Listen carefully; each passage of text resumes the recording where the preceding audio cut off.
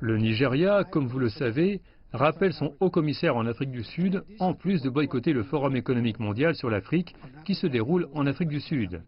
Et des projets sont en place pour évacuer les Nigérians qui souhaitent revenir chez eux.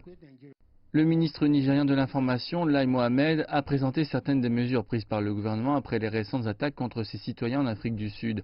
Les attaques en représailles contre des entreprises sud-africaines au Nigeria ont été vives. Des centres commerciaux Shoprite et la compagnie de communication MTM ont dû arrêter leurs opérations après que certaines installations ont été vandalisées et brûlées. Mais le gouvernement prévient aussi ses citoyens de ne pas avoir recours à la violence. Des Nigérians possèdent et gèrent des boutiques dans les centres commerciaux du pays. Des Nigérians y travaillent également. MTN est coté à la bourse de Nigeria et les investisseurs dans ces compagnies sont pour beaucoup des Nigérians et les employés sont aussi pour la plupart Nigérians. C'est la même chose pour les autres entreprises et intérêts sud-africains dans le pays.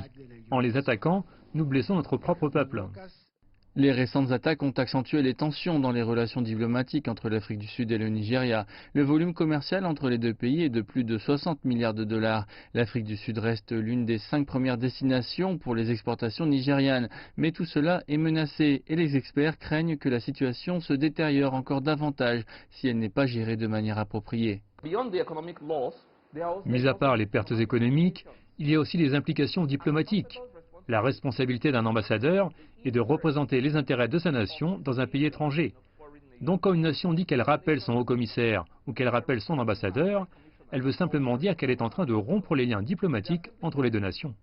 Pour les experts, il est dans l'intérêt des deux pays de rapidement diminuer les tensions diplomatiques et de calmer la rue.